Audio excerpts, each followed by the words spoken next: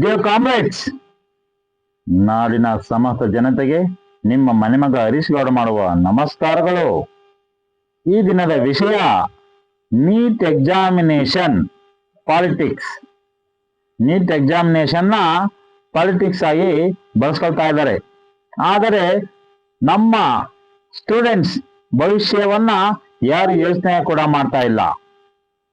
ಆದ್ದರಿಂದ ಸ್ಟೂಡೆಂಟ್ಸ್ಗೆ ಒಳಿತು ಆಗುವಂತೆ ಒಂದು ಐಡಿಯಾಲಜಿಯನ್ನ ನಾನು ಡ್ರೋನ್ ಗುರು ಕಂಟೆಂಟ್ ಕ್ರಿಯೇಟರ್ ಚಾನಲ್ ಮುಖಾಂತರ ತಮಗೆಲ್ಲ ತಂದಿದ್ದೇನೆ. ಹಾಗೂ ಮೋದಿಜಿಯವರಲ್ಲಿ ಕೂಡ ನಾನು ಒಂದು ರಿಕ್ವೆಸ್ಟ್ ಅನ್ನ ಮಾಡಿದ್ದೇನೆ.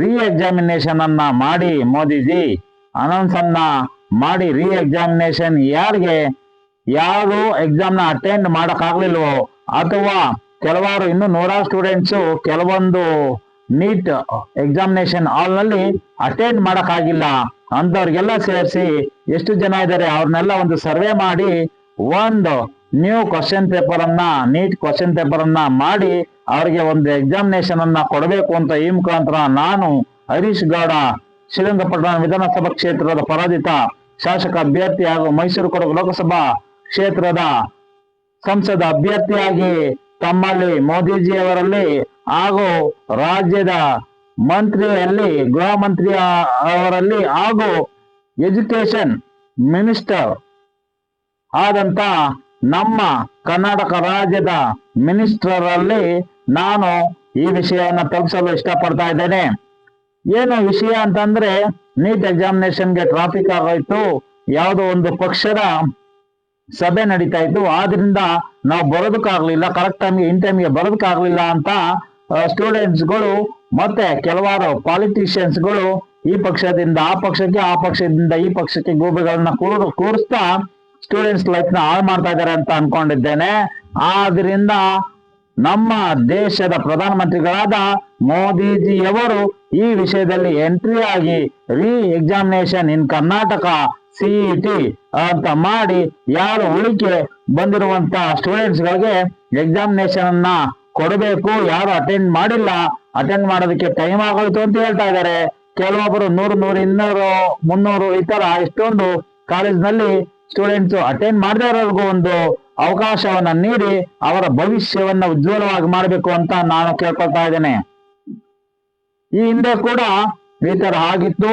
ಲಾಸ್ಟ್ ಪೇಪರ್ ಲೀಕ್ ಆದಾಗ ಸರ್ಕಾರದ ಕೊರತೆ ಲೀಕ್ ಆಗಿತ್ತು ಅಂತ ಹೇಳ್ತಾ ಇದ್ದಾರೆ. ಈಗ ಪಬ್ಲಿಕ್ ನ ಕೊರತೆ ಅಂತಾನೆ ತಿಳ್ಕೊಂಡು ನೀವು ಪಬ್ಲಿಕ್ ಆಗ್ತಾ ಇರುವಂತ ಒಂದು ತೊಂದರೆಯನ್ನ ನಿವಾರಣೆಯನ್ನ ಮಾಡಬೇಕು ಅಂತ ಒಂದು ಪಾಯಿಂಟ್ ಅನ್ನ ನೋಟ್ ಮಾಡ್ತಾ ಇದ್ದೇನೆ. ಇದನ್ನ ನೀವು ಪಾಲಿಟಿಕ್ಸ್ ನೀಟ್ ದಂಗಾಲ್ ಮಾಡೋದಕ್ಕೆ ಹೋಗ್ಬೇಡಿ. ಇದು ನಮ್ಮ ರಾಜ್ಯದ ಹಾಗೂ ದೇಶದ ಸ್ಟೂಡೆಂಟ್ಸ್ ಲೈಫ್. ಅದರಲ್ಲಿ ಈ ಪಾಲಿಟಿಕ್ಸ್ ಒಳಗಡೆ ಎಂಟ್ರಿ ಆಗಿ ಆಟವನ್ನ ಅವರ ಲೈಫ್ ನಲ್ಲಿ ಆಡಬಾರ್ದು ಅಂತ ಈ ಮೂಲಕ ಸಂಬಂಧಪಟ್ಟವರಿಗೆ ತಿಳಿಸಲು ಕೂಡ ಇಷ್ಟಪಡ್ತಾ ಇದ್ದೇನೆ. ಯಾಕಂದ್ರೆ ಇನ್ ಕೇಸ್ ಈ ತರ ಮಾಡೋದಾದ್ರೆ ನೀವು ಕೆಲವೊಂದಿಷ್ಟು ಅಮೌಂಟ್ ಅನ್ನ ತಗೊಂಡು ಸಿಇಟಿಯನ್ನೇ ಕ್ಯಾನ್ಸಲ್ ಮಾಡ್ಬಿಡಿ. ನೆಕ್ಸ್ಟ್ ಇನ್ ಫ್ಯೂಚರ್ ನಲ್ಲಿ ಸಿಇಟಿಯನ್ನು ಎಕ್ಸಾಮೇ ಬೇಡ. ಒಂದಿಷ್ಟು ತಂದೆ ತಾಯಿಗಳು ಕಷ್ಟಪಟ್ಟು ಬೇಕಾದ್ರೆ ಒಂದಿಷ್ಟು ಅಮೌಂಟ್ ಅಂತ ಬೇಕಾದ್ರೆ ಅದಕ್ಕೂ ಈಗ 1ರಿಂದ 10ರವರೆಗೂ 10ರಿಂದ 12ರವರೆಗೂ ಆ ನೀಟು ಈ ನೀಟು ಅಂತ ಕೋಚಿಂಗ್ ಕ್ಲಾಸಸ್ ಅದು ಇದಕ್ಕೆ ಅವ್ರವ್ರಿಗೆ ಕೋಚಿಂಗ್ ಸೆಂಟರ್ಗಳಿಗೆ ದುಡ್ಡನ್ನ ಖರ್ಚು ಮಾಡೋ ಬದಲು ಸರ್ಕಾರಕ್ಕೆನೆ ಅಮೌಂಟ್ ನ ಕಟ್ಟಿ ಕೊಟ್ಬಿಡ್ತಾರೆ ತಂದೆ ತಾಯಿಗಳು. ಯಾಕಂದ್ರೆ ಇಷ್ಟೊಂದು ತೊಂದರೆ ಆಗಿ ನೂರಾರು ಮಕ್ಕಳುಗಳು ಸಾವಿಗೀಡಾಗಿ ಈಗ 4-5 ವರ್ಷದ ಇದ್ರಲ್ಲಿ ತಗೊಂಡ್ರೆ ನೂರಾರು ಮಕ್ಕಳುಗಳು ಈ ನೀಟ್ ಅನ್ನೋ ಒಂದು ದೈತ್ಯ ಎಕ್ಸಾಮಿನೇಷನ್ ಇಂದ ಸಾವಿಗೀಡಾಗಿದ್ದಾರೆ ಎಂದು ಕಂಡು ಬಂದಿದೆ. ಆದ್ರಿಂದ ಒಂದು ಬ್ಯಾಂಗ್ಳೂರ್ನಲ್ಲೂ ಕೂಡ 3-4 ಸ್ಟೂಡೆಂಟ್ಸ್ ಇದರ ಒಂದು ಪರಿಣಾಮವಾಗಿ ಗೇಟ್ ಲಾಕ್ ಆಗಿದ್ರು. ಗೇಟ್ ಮೇಲೆ 10 ಹೆಣ್ಣು ಮಗಳು ಗೇಟ್ ಮೇಲೆ 10 ಎಕ್ಸಾಮ್ ಹಾಲ್ ಹೋದ್ರು ಕೂಡ ಅಲ್ಲಿ ಎಕ್ಸಾಮಿನೇಷನ್ ನ ಕೊಡೋದಕ್ಕೆ ನಿರಾಕರಿಸಿದ್ದಾರೆ. ಅಲ್ಲಿ ವ್ಯವಸ್ಥಾಪಕರು ಅಂತ ಇರ್ಲಿಲ್ವಾ? ವ್ಯವಸ್ಥಾಪಕರು ಅಂತ ಇದ್ರು ತಾನೆ. ಒಂದು ಬ್ಯಾಂಕ್ ವ್ಯವಸ್ಥೆ ಅಂತಂದ್ರೆ ಒಬ್ರು ಮ್ಯಾನೇಜರ್ ಅಂತ ಇರ್ತಾರೆ, ಒಂದು ಎಕ್ಸಾಮಿನೇಷನ್ ವ್ಯವಸ್ಥೆ ಅಂದ್ರೆ ವ್ಯವಸ್ಥಾಪಕರು ಇರ್ತಾರೆ. ಈ 3 ಹುಡುಗಿಯರಿಗೆ ಆ ವ್ಯವಸ್ಥಾಪಕರು 3 ನಿಮಿಷ ಅಡ್ಜಸ್ಟ್ ಮಾಡಿ ಆ ಎಕ್ಸಾಮಿನೇಷನ್ ನ ಕೊಟ್ಟಿದ್ರೆ ಇಷ್ಟೊಂದು ದಂಗಾಲ್ ಆಗುವಂತ ಒಂದು ಪಾಲಿಟಿಕ್ಸ್ ಎಂಟ್ರಾಗುವಂತ ಕಾಲ ಇರ್ತಾ ಇರಲಿಲ್ಲ. ಅದಕ್ಕೆ ನಾನೇನ್ ಹೇಳ್ತೀನಿ, ಸಂಬಂಧಪಟ್ಟ ಅಧಿಕಾರಿಗಳು ಆ ಕ್ಷೇತ್ರದಲ್ಲಿ ಅವ್ರಿಗೆ ಪವರ್ ಅನ್ನ ಕೊಟ್ಟಿರ್ತಾರೆ. ಆ ಪವರ್ ಅನ್ನ ಕರೆಕ್ಟ್ ಆಗಿ ಸದ್ಬಳಕೆ ಮಾಡ್ಕೊಳ್ದೇನೆ ಇದು ಜನಗಳಿಗೆ ಪಬ್ಲಿಕ್ಗೆ ತೊಂದರೆ ಆಗ್ತಾ ಇದೆ. ಇದು ಪಬ್ಲಿಕ್ ಇಂಟ್ರೆಸ್ಟ್ ಇಂದ ನಾನು ಮಾತನಾಡ್ತಾ ಇದ್ದೇನೆ. ನೀವು ಒಬ್ಬ ವ್ಯವಸ್ಥಿತ ಅಧಿಕಾರಿಯಾಗಿ ಸೆಂಟ್ರಲ್ ರೂಲ್ಸ್ ಇದೆ, ರೆಗ್ಯುಲೇಷನ್ಸ್ ಇದೆ, ಸರಿ. ನಿಮ್ಮ ಕೈಯಲ್ಲಿ ಪವರ್ ಇದೆಯಲ್ಲ, ನೀವು ಬಳಸಿಲ್ಲ ಯಾಕೆ? ಯಾರು ವ್ಯವಸ್ಥಾಪಕರಿದ್ರಿ, CET ಎಕ್ಸಾಮಿನೇಷನ್ ನಡಿಬೇಕಾದ್ರೆ ಒಬ್ಬ ವ್ಯವಸ್ಥಾಪಕರು ಇರ್ತಾರಲ್ಲ, ಅವರಿಗೆ ನಾನು ಈ ಒಂದು ಕ್ವಶನ್ ಅನ್ನ ಕೇಳ್ತಾ ಇದ್ದೇನೆ. ತಾವು 3 ನಿಮಿಷ ಬಿಡಮ್ಮ ಆಯ್ತು ಇದು ಅಂತ ಅನ್ಕೊಂಡು ಆಮೇಲಿಂದ ಅವ್ರ ಮೇಲೆ ಆಕ್ಷನ್ ತಗೋಬೋದಾಗಿತ್ತಲ್ಲ. ಇನ್ಮೇಲೆ ಈ ತರ ಬರ್ಬಾರ್ದು, ಈ ತರ ಮಾಡ್ಬಾರ್ದು ಅಂತ. ಹಾಗೇನೆ ಅವ್ರಿಗೂ ಅಲ್ದಾನೆ ಸ್ಟೂಡೆಂಟ್ಸ್ಗೂ ಕೂಡ ನಾನು ಒಂದ್ ಹೇಳಕ್ ಇಷ್ಟಪಡ್ತಾ ಇದ್ದೇನೆ. You please manage the time management ನ ನೀವು ಎಲ್ಲಿವರೆಗೆ ಕಲಿಯೋದಿಲ್ವೋ ನಿಮ್ಮ ಲೈಫ್ ನಲ್ಲಿ ಈ ತರ ಬೇರೆ ಪಾಲಿಟಿಕ್ಸ್ ಆಗಿರ್ಬೋದು, ಬೇರೆ ಜನಗಳು ನಿಮ್ ಲೈಫ್ ನಲ್ಲಿ ಆಟ ಆಡೋದಕ್ಕೆ ಒಂದು ಅವಕಾಶವನ್ನ ನೀವೇ ಮಾಡ್ಕೊಡ್ತೀರಿ. ಸ್ಟೂಡೆಂಟ್ಸ್ ಎಚ್ಚರಗೊಳ್ಳಿ.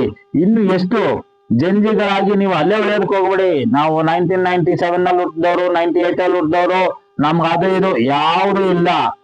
ಏನು ಈಗ ಈ ಸರ್ಕಾರಗಳು ರಚಿಸುತ್ತೋ ಐಡಿಯಾಲಜಿ, ಅದ್ರ ಮುಖಾಂತರ ನೀವು ಫಾರ್ವರ್ಡ್ ಆಗ್ಬೇಕು, ಫಾಸ್ಟ್ ಆಗಬೇಕು. ಮತ್ತೆ ಎವ್ರಿ ಡೇ ನೀವು ಮಾನಿಟರ್ ಮಾಡ್ಬೇಕು. ಯಾರೋ ಒಬ್ರು ತಂದೆ ತಾಯಿ ಹೇಳ್ತಾರೋ ನಾವು ನ್ಯೂಸ್ ಪೇಪರ್ ನೋಡ್ಕೊಂಡು ಕೂತ್ಕೊಳಕ್ಕಾಗುತ್ತಾ, ನಾವು ಟಿವಿ ನೋಡ್ಕೊಳಕ್ ಕೂತ್ಕೊಳಕ್ಕಾಗುತ್ತಾ ಅಂತ. ನೀವು ದಯಮಾಡಿ ನ್ಯೂಸ್ ಪೇಪರ್ ಅನ್ನ ಓದೋದಕ್ಕೆ ಸ್ಟಾರ್ಟ್ ಮಾಡಿ. ಮತ್ತೆ ಯಾರೋ ಇನ್ನೊಬ್ರು ಪೊಲಿಟಿಷಿಯನ್ ಹೇಳ್ತಾ ಇದ್ರು, ಅವರು ತೊಂದರೆ ಮಾಡಿದ್ದು, ಇವ್ರು ತೊಂದರೆ ಮಾಡಿದ್ರು ಅಂತ. ಇದಕ್ಕೆ ತೊಂದ್ರೆ ಏನು ಅಂತಂದ್ರೆ ಸ್ಟೂಡೆಂಟ್ಸ್ ಇಂದನೂ ಆಗಿದೆ, ಕರೆಕ್ಟ್ ಟೈಮ್ ಇನ್ ಟೈಮ್ ಹೋಗಕ್ಕಾಗಿಲ್ಲ, ಟ್ರಾಫಿಕ್ ಇಂದ ಒಂದಾಗಿದೆ, ಪ್ಲಸ್ ಜನಗಳಿಂದ ಒಂದು ಒಳ್ಳೆ ಟ್ರಾಫಿಕ್ ಜಾಮ್ ಆಗ್ಬಿಟ್ಟು ಇವರಿಗೆ ತೊಂದರೆ ಆಗಿರೋದಂತೂ ನಿಜ. ಆದ್ರೆ ಕೆಲವಾರು ಸ್ಟೂಡೆಂಟ್ಸ್ಗಳು ಅಟೆಂಡ್ ಮಾಡಿಲ್ಲ. ಅವ್ರ ಬಗ್ಗೆ ಏನ್ ಹೇಳ್ತೀರಿ ಅಂತ. ಆದ್ರಿಂದ ಮೋದಿಜಿಯವರಿಗಾಗ್ಲಿ ಹಾಗೂ ನಮ್ಮ ಎಜುಕೇಶನ್ ಮಿನಿಸ್ಟರ್ಗಾಗ್ಲಿ ನಾನು ರಿಕ್ವೆಸ್ಟ್ ಮಾಡ್ತಾ ಇದ್ದೇನೆ, ಅವ್ರಿಗೆ ಎಷ್ಟು ಜನ ಇದ್ದಾರೆ ಅವ್ರಿಗೆ 1-2 ಕ್ವಶನ್ ಪೇಪರ್ ಅನ್ನ ಮಾಡಿ ಎಕ್ಸಾಮ್ ಅನ್ನ ನೀಡಬೇಕು ಅಂತ ಈ ಮೂಲಕ ನಾನು ಹರೀಶ್ ಗೌಡ ರಿಕ್ವೆಸ್ಟ್ ಅನ್ನ ಮಾಡ್ತಾ ಇದ್ದೇನೆ.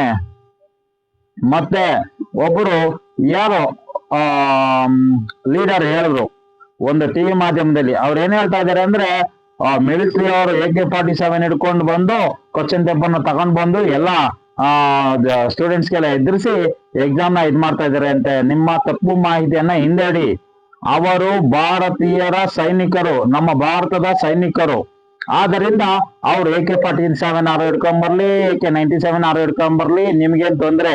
ಒಂದು ಎಲೆಕ್ಷನ್ ನಡಿಬೇಕಂದ್ರು ಒಬ್ರು ಏನ್ ಮಾಡ್ತಾರೆ, AK-47 ಹಿಡ್ಕೊಂಡು ಎಲೆಕ್ಷನ್ ನಡೆಸ್ತಾರೆ ಎಲ್ಲಾನು. ಇದ್ರಲ್ಲಿ ನೀವು ಲೀಕ್ ಮಾಡ್ಕೊಂಡಿದ್ದು ನಿಮ್ಮ ರಾಜ್ಯದ ಲೀಕ್ ಮಾಡಿರೋರ್ದು ತಪ್ಪು. ಲೀಕ್ ಆಗಬೇಕು ಅಂತ ನೀವು ಅದನ್ನ ಫಸ್ಟ್ ನೀವು ಕಂಡಿಡಿದನ್ನ ಏನ್ ಮಾಡ್ತಾ ಇದ್ದೀರಿ, ವಿಷಯಗಳನ್ನ ಹೇಳ್ತಾ ಇದೀರಿ. ಸುಮ್ನೆ ಅವ್ರ ಮೇಲೆ ಗೂಬೆಗಳನ್ನ ಕೂರಿಸ್ತಾ ಇದೀರಿ. ನಮ್ಮ ಸೈನಿಕರು ಕಾಪಾಡಿ ಪೈಲಟ್ ಇವರೆಲ್ಲ ತಗೊಂಡ್ ಬಂದ್ ಕ್ವಶನ್ ಪೇಪರ್ CET-ಗೋಸ್ಕರ ಮಾಡಿದವ್ರ ಮೇಲೆ ನೀವು ಗೂಬೆ ಕೂರಿಸ್ತಾ ಇದ್ದೀರಿ. ಇದನ್ನೆಲ್ಲ ಪಾಲಿಟಿಕ್ಸ್ ಇಂದ ತೆಗೀರಿ. ಮಕ್ಕಳ ಭವಿಷ್ಯದಲ್ಲಿ ದಯಮಾಡಿ ಇನ್ನು ಮುಂದೆ ಆಟ ಆಡೋದನ್ನ ಬಿಡಿ. ಈ ಪಾಲಿಟಿಕ್ಸ್ ನ ಇಲ್ಲಿಗೆ ಸ್ಟಾಪ್ ಮಾಡಿ. ಮೋದಿಜಿ ಅವರೆಲ್ಲ ರಿಕ್ವೆಸ್ಟ್ ಮಾಡ್ತಾ ಇದ್ದೀನಿ. ಕೆಲವಾರು ಮಂದಿಗಳಲ್ಲೂ ಕೂಡ ನಾನು ರಿಕ್ವೆಸ್ಟ್ ಮಾಡ್ತಾ ಇದ್ದೇನೆ. ಸಂಬಂಧಪಟ್ಟ ಅಧಿಕಾರಿಗಳಿಗೆ ನನ್ನ ಮನವಿಯ ಪತ್ರ ಈ ಚಾನಲ್ ಡ್ರೋನ್ ಗೋರ್ ಚಾನಲ್ ಮುಖಾಂತರ ತಮಗೆ ಮನವಿಯನ್ನ ಮಾಡ್ತಾ ಇದ್ದೇನೆ. CET ಎಕ್ಸಾಮ್ಸ್ ಯಾರಿಗಿದೆ ರಿಮೈನಿಂಗ್ ಅವ್ರಿಗೆ ನೀಡಬೇಕು ಅಂತ ಕೇಳ್ಕೊತಾ ಇದ್ದೇನೆ.